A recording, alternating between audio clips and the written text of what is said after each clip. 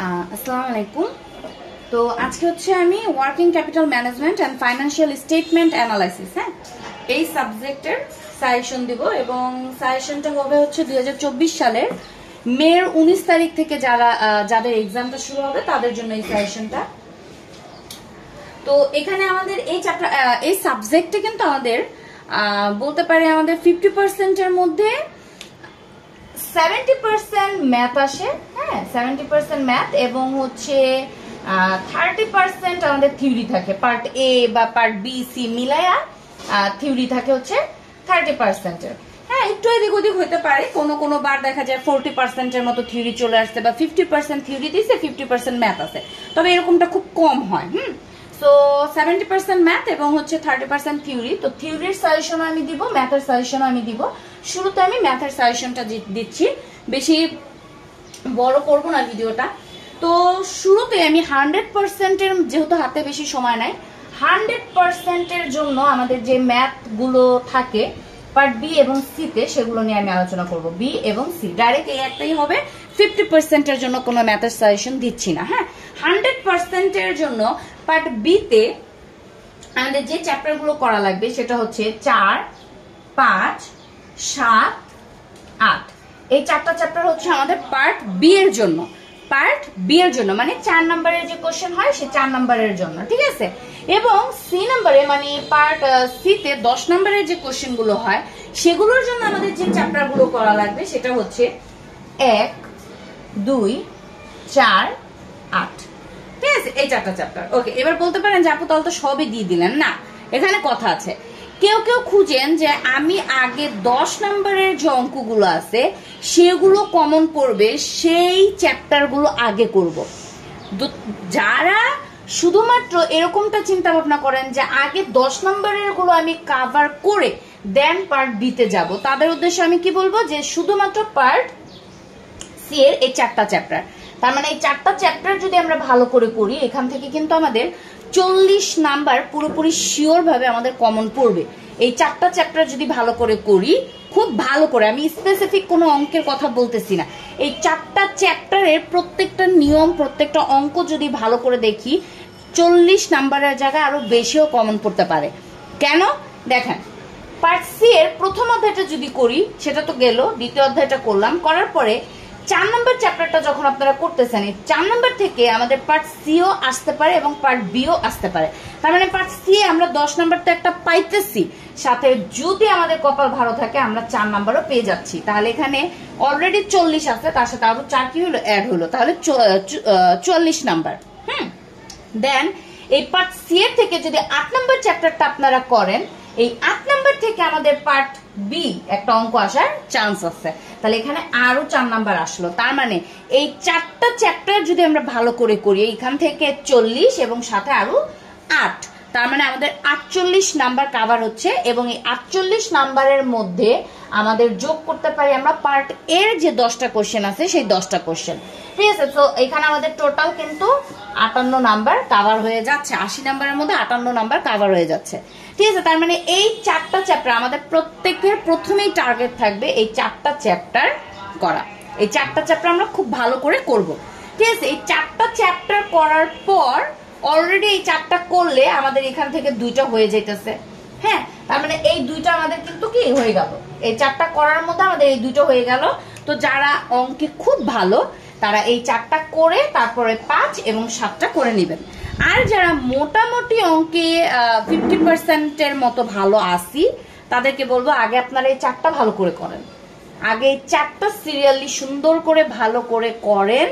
তারপরে যদি আমরা সময় পাই, এরপরে গিয়ে যে এই 4টা আমার করা হয়ে গেছে, এই 4টা আমি খুব ভালো মতো করতে পারছি বা আমি করছি, হ্যাঁ এরকমটা যদি হয়ে যায় যে খুব ভালো মতো হয়ে গেছে, যে কোনো অঙ্ক আসুক আমি দিতে পারবো, এরকম এই 4টা চ্যাপ্টার যদি এরকম কনফিডেন্টে শেষ করার পর আপনার হাতে টাইম থাকে, তখন আমি বলবো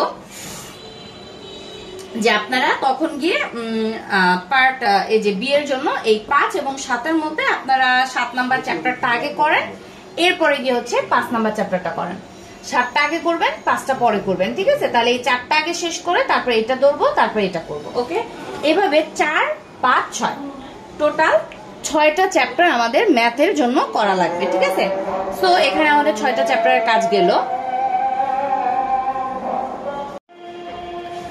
তাহলে ম্যাথের জন্য আমাদের টোটাল 6টা চ্যাপ্টার আমি দিলাম। আগে কি বললাম যে 4টাকে ভালো মতো করে তারপরে যদি সময় পাই আমরা 5 এবং 7 করব, ঠিক আছে। তবে যারা ম্যাথে খুব ভালো তাদের বলবো আমি অবশ্যই 5 এবং 7টা করে যাবেন, আপনাদেরই ভালো হবে।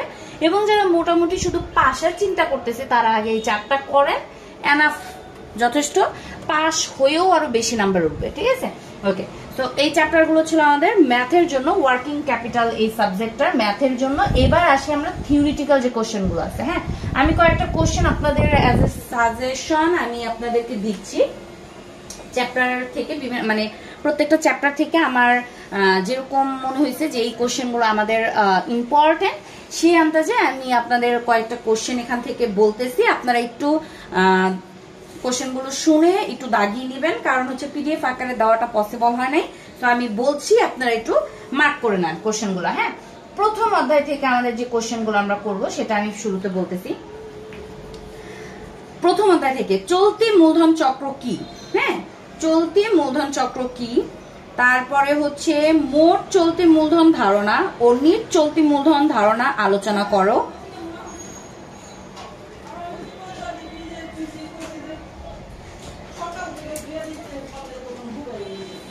এরপর হচ্ছে আমাদের প্রাপ্য হিসাবের মাধ্যমে অর্থ সংস্থান ও মজুদ পণ্যের মাধ্যমে অর্থ সংস্থানের পার্থক্য বর্ণনা করো। তার মানে প্রথম অধ্যায় থেকে আমি টোটাল 3টা কোশ্চেন দিলাম।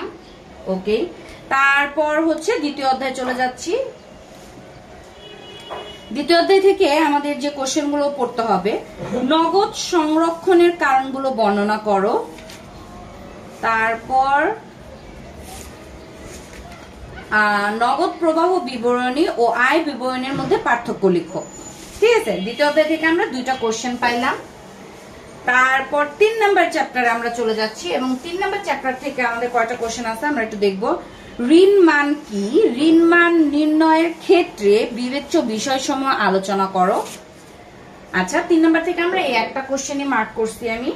তারপরে 4 নাম্বার চ্যাপ্টারে হচ্ছে 4 নাম্বার চ্যাপ্টার, হ্যাঁ 4 নাম্বার চ্যাপ্টারে মজুদ ব্যবস্থাপনার গুরুত্ব ও প্রয়োজনীয়তা আলোচনা করো।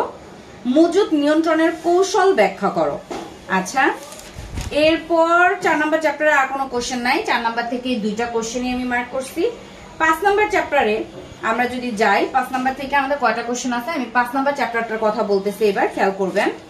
5 নাম্বার চ্যাপ্টার থেকে প্রথমে আমরা যেটা পড়বো, স্বতঃস্ফূর্ত অর্থায়নের উৎস সমূহ লিখো। ওকে, তারপর ব্যবসায় ঋণের শর্তাবলী নির্ধারণে প্রভাব বিস্তারকারী উপাদান বর্ণনা করো। ব্যবসায় ঋণের কোনো ব্যয় আছে কি ব্যাখ্যা করো। ওকে, 5 নাম্বার চ্যাপ্টার থেকে আমরা 3টা কোশ্চেন পাইলাম। তারপরে চলে যাব 6 নাম্বার চ্যাপ্টারে এবং 6 নাম্বার চ্যাপ্টার থেকে আমরা কয়টা কোশ্চেন মার্ক করছি একটু দেখি। প্রথম কোশ্চেনটা হচ্ছে বাংলাদেশ সিকিউরিটিজ অ্যান্ড এক্সচেঞ্জ কমিশনের গঠন ও কার্যাবলী বর্ণনা করো। ওকে, আচ্ছা 6 নাম্বার থেকে একটা কোশ্চেনই মার্ক করা হয়েছে। 7 নাম্বার চ্যাপ্টারে চলে যাচ্ছি। 7 থেকে আমরা পড়বো হচ্ছে আর্থিক বিবরণী বিশ্লেষণের গুরুত্ব বর্ণনা করো। সমচ্ছেদ বিশ্লেষণের সুবিধাসমূহ লিখো। আয় পরিমাণ মুনাফার সম্পর্ক বিশ্লেষণের পূর্ব শর্ত কি কি লিখো। আয় বিবরণী প্রণয়নের উদ্দেশ্য লিখো। আয় বিবরণীর সীমাবদ্ধতা আলোচনা করো। 7 নাম্বার থেকে আমরা টোটাল 4টা কোশ্চেন পাইলাম। ওকে, 4টা কোশ্চেন। এরপরে হচ্ছে 8 এ চলে যাচ্ছি এবং এটা হচ্ছে আমাদের লাস্ট চ্যাপ্টার। তো 8 নাম্বার চ্যাপ্টার থেকে আমাদের যে কোশ্চেন গুলো থাকবে সেগুলো হচ্ছে অনুপাত বিশ্লেষণের গুরুত্ব বর্ণনা করো। 8 নাম্বার থেকে একটা কোশ্চেন পাইলাম, ঠিক আছে। তাহলে 5, 6, 7, 8, 9, 10, 11, 12, 13, 14, 15, 16, 17 আমাদের টোটাল 17টা থিওরিটিক্যাল কোশ্চেন আমি দিলাম, ঠিক আছে। সো ম্যাথের চ্যাপ্টার গুলো আমি বলে দিলাম এবং থিওরিটিক্যাল যে কোশ্চেন গুলো আমরা মোস্ট ইম্পর্টেন্ট একটু ভালো করে করবো বা পড়বো সেই কোশ্চেন গুলো আমি বলে দিলাম। আশা করি এখান থেকে এই থিওরিটিক্যাল কোশ্চেন গুলো থেকে আমাদের working capital management and financial statement analysis যে সাজেশনটা আমি দিলাম, আশা করি এই সাজেশন থেকে আমাদের কমন পড়ে যাবে, ঠিক আছে।